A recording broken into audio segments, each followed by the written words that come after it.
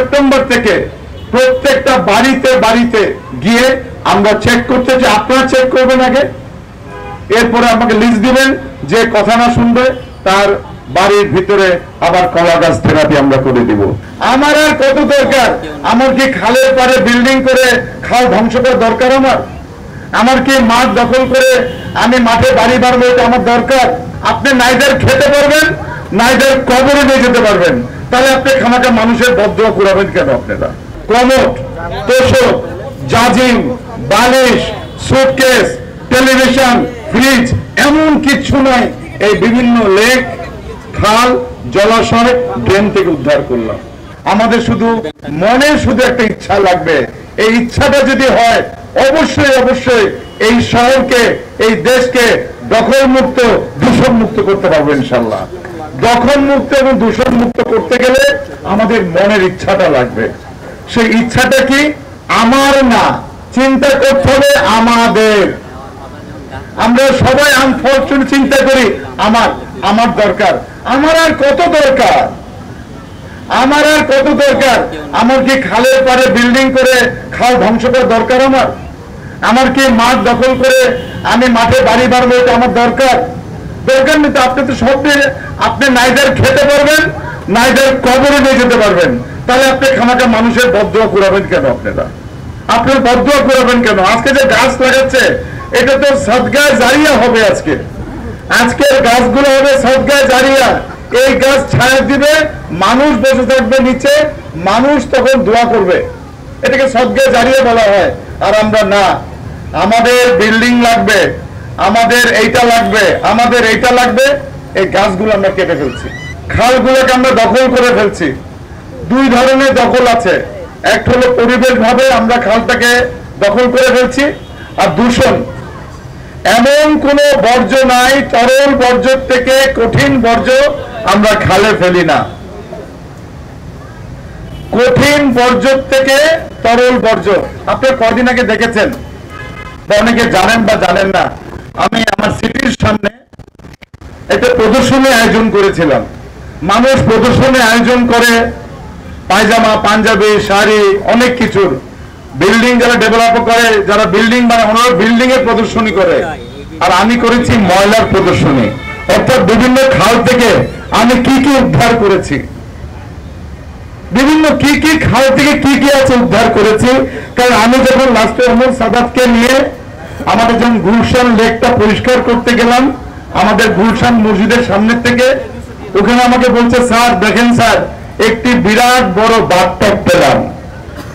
আমি অভিজাত এলাকার থেকে তো বাথটবই পাবো, আর কি পাবা তোমরা? বাথটবের পাশাপাশি পেলাম বড় বড় ম্যানুকিন। এই যে বিভিন্ন দোকানে যে ম্যানুকিন গুলো আছে, ওনারা মনে হয় আর কষ্ট করে গিয়ে যে ময়লাটা ফেলবে, কি দরকার? তাহলে কি পেলাম? বাথটব, ম্যানুকিন, একটি বিরাট বড় একটি মূর্তি পেলাম, একটা মহিলার মূর্তি। সাংবাদিক ভাইরা খুব সুন্দর করে লিখেছিলেন, ডানা কাটা পরি উদ্ধার গুলশান লেক থেকে। আমি তাহলে কই যাব? একটু বৃষ্টি হলে তো ময়লা হয়ে যাচ্ছে। কমোড, তোষক, জাজিম, বালিশ, সুটকেস, টেলিভিশন, ফ্রিজ এমন কিছু নয়, এই বিভিন্ন লেক, খাল, জলাশয়, ড্রেন থেকে উদ্ধার করলাম। আমি বলেছি এগুলা প্রথমে আমি আমার সিটির অফিসের সামনে রেখেছিলাম, এখন প্রত্যেকটি জোনাল অফিসে চলে যাবে এবং বাচ্চাদেরকে নিয়ে এই ধরনের দেখাতে হবে, যে দেশের ভবিষ্যৎ প্রজন্মকে বলতে হবে, যারা অনেক, আমি সামনে অনেক যুবকরা বসে আছে, ছোট ছোট ভাইরা বসে আছেন, এই মেসেজ গুলো দিতে হবে। এই নগর তো আমাদের, এই দেশ আমাদের, আমাদের দায়িত্ব কিন্তু এগুলোকে রক্ষা করা। এই দেশ থেকে আমরা উপার্জন করছি, আজকে ব্যাংকাররা আছেন, আপনারা আছেন, ব্যবসায়ীরা আছেন, সবাই এখান থেকে আমরা নিচ্ছি নিচ্ছি নিচ্ছি, কিন্তু দিচ্ছি না, দিচ্ছি শুধু একটাই, জাজিম আর বালিশ ফেলে দিয়ে। আজকে এত সুন্দর একটি এই গুলশান লেক, বাড়িধরা লেক, আজকে আমাদের শামস খুব সুন্দর ভাবে বলে গেলেন, মেজর শামস, যে প্রায় 100 কিলোমিটারের মতন আমাদের লেক এখানে আছে। জাস্ট থিঙ্ক অ্যাবাউট ইট, এই 100 কিলোমিটারকে যদি আমরা কানেক্টিভিটি দিয়ে যদি আমরা নৌকা নামা দিতে পারি, আজকে 100 কিলোমিটারকে দিয়ে যদি আমরা আজকে গুলশান লেকটাকে যদি আমরা এখানে ওয়াটার অ্যাবিউজমেন্ট যদি করতে পারি, আমি বলবো করতে পারে না, ইনশাল্লাহ আজকে যারা আছেন সবাইকে নিয়ে আমরা করবো ইনশাল্লাহ। আমরা পারবো তো, কারণ এরকম যদি ছোট ভাই থাকে এনার্জেটিক, আমাকে কথা বলবো আদিক ভাই আপনার চিন্তা করার দরকার নেই, আপনি লিড নেন। আমাদের শামস, আমাদের মেম্বার প্ল্যানিং বলে স্যার আপনি লিড নেন, ওমর সাদাত বলেছেন যে আপনি লিড নেন, এমডি বলেছে, আপনারা বলছেন, চলুন না আমরা শুরু করি গুলশান দিয়ে, এটি একটা অ্যামিউজমেন্ট পার্ক করে আপনাদের সকলকে নিয়ে অবশ্যই করতে পারবো। কিন্তু তার আগে কিছু মেসেজ দিতে চাই। আমরা একটা কমপ্লায়েন্স করেছিলাম গুলশান, বাড়িধারা এবং বনানীর বাড়ির কি অবস্থা, তাদের যে ফিকেল স্ল্যাশ ম্যানেজমেন্ট, অর্থাৎ মানুষের যে পরবর্জ্য, এটি আমরা কোথায় ফেলি, ভাগ্যের নির্মম পরিহাস। 5% বাড়ি কমপ্লায়েন্স হলো গুলশান আর বাড়িধারাতে, আর 95% সমস্ত আমাদের যে সারফেস ড্রেন যেগুলো আছে এদের মধ্যে করে চোরাই কানেকশন করে দেওয়া হচ্ছে, কানেকশন দিয়ে। এবং সেই কারণ আমাদের লেকের আমাদের যে strong drain, this strong drain হলো বৃষ্টির জন্য আর কিচেন ওয়াটারের জন্য, নট ফর ফিকাল স্লাজের জন্য। ফিকাল স্লাজের জন্য দাসের কান্দিতে প্রজেক্ট করা হয়েছে। কিন্তু আমরা কেন আমাদের যে পয়ঃবর্জ্য লাইন চোরাই পথ দিয়ে আমার যে কানেকশন যেগুলো আছে স্ট্রং ড্রেন দিয়ে সবগুলোতে কানেকশন করে দেওয়া হয়েছে, এবং আমাদের ড্রেনের পানি কিন্তু পরে কিন্তু এই লেকে।